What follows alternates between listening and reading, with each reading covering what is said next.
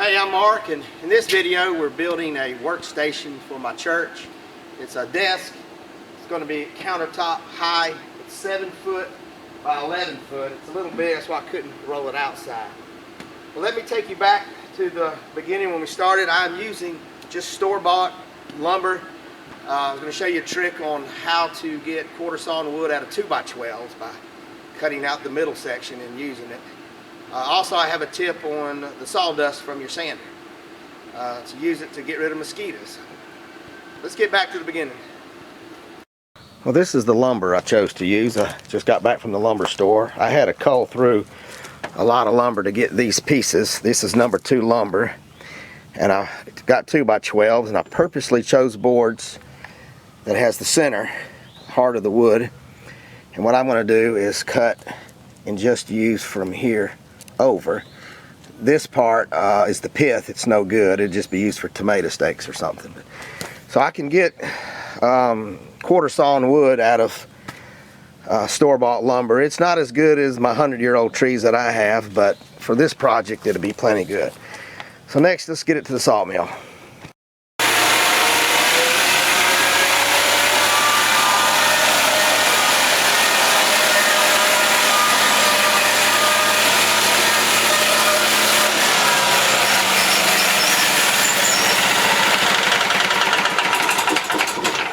Nice pretty cut. You could use a straight edge in your skill saw, but this is just so much quicker for me.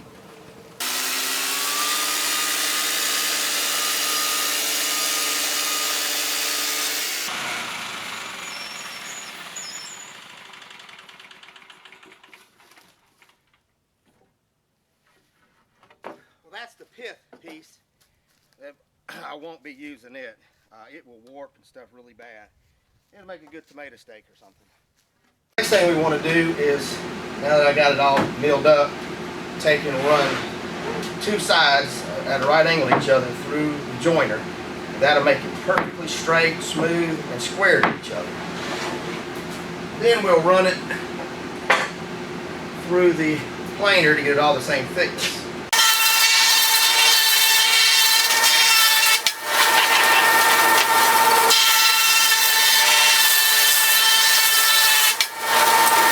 Well, it's pouring down rain outside. We got it done out there just in time. Well, now that I have 2 sides square to each other, we'll run it through the planer and get the other 2 sides square.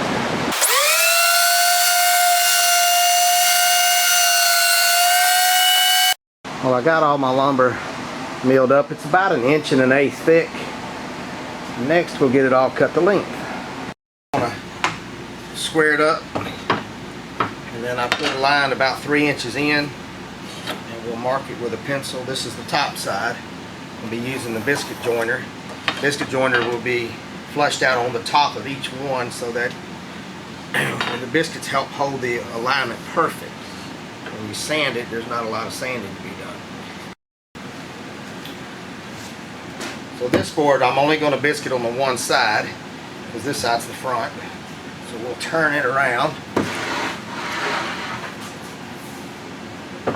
And I have the plate joiner or the biscuit joiner set roughly halfway. It's not critical.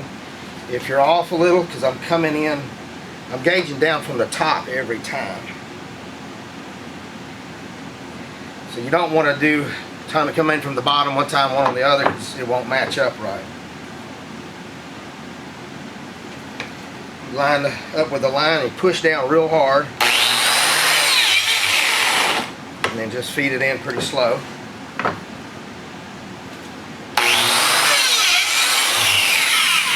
Get it glued up. I'll put a link in my description to where I get the glue and the biscuits and find them on Amazon.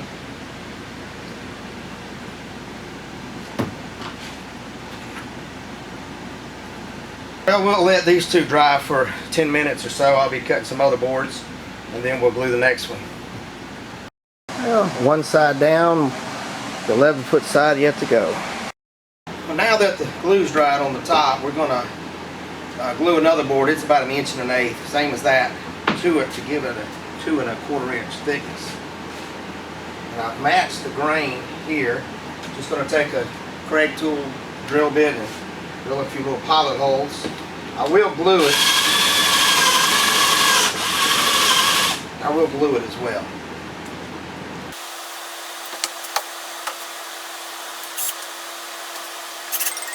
Well, next I want to glue some ends on.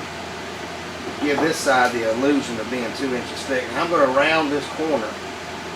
So all this is going to be cut with a jigsaw later, and we'll get a belt sander to get it all perfectly matched.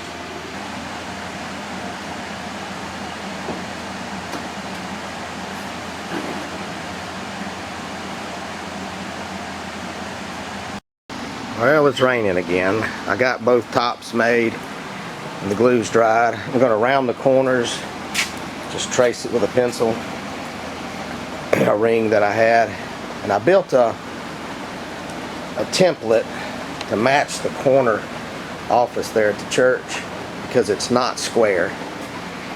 And so when I join these two together, I'm going to have to cut this not square to match so it fits in the corner right, and then we're going to add some wood there to make it a rounded corner.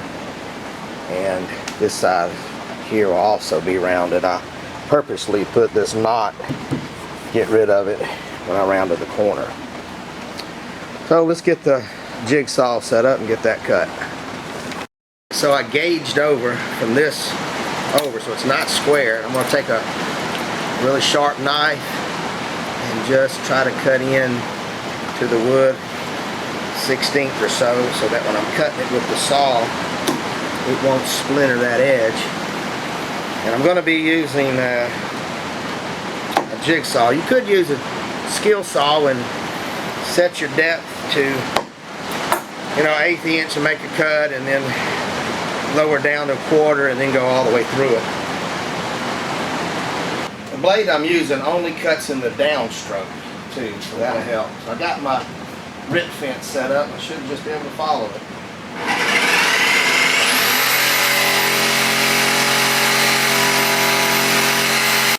Well, that made a pretty cut.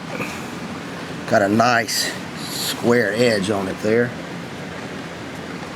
And I like that DeWalt. I'll put a link to it in the description. Well, next let's get the corners cut. Well, it made a nice pretty cut. Of course, we'll have to hit it all with the belt sander. Let's get the other corner cut. I'm going to be using pocket screws to hold the two tables together. And this board will glue on at the seam. Well, we'll let the glue dry. I didn't flush it. I got it just a little set back so it'll make the top of that seam really tight when we screw it together. And to join the two together, I'm going to use biscuits, but I'm not going to glue it in. This is just for alignment. And we'll screw it in from underneath. I've added some pieces, got the glue drying, screwed from underneath with the Craig tools, and then we'll take the jigsaw and cut that radius. And while the glue's drying, I'm building the brackets that will hold it up against the wall, at 5 of them. And it'll be 2 screws holding it to, or 3 screws actually holding it to the wall. Well, we got it all sanded now. Next I'm going to do just a quarter round with the router on each side. I was going to tell you, save your dust from your sanders, belt sander, and you can put it in a can. You open a can of soup, leave the lid attached some, and you can mix the dust with coffee grounds and light it and close the lid, open as much as you want, and it'll smolder, and the smoke keeps mosquitoes away. Well, let's get these corners routed.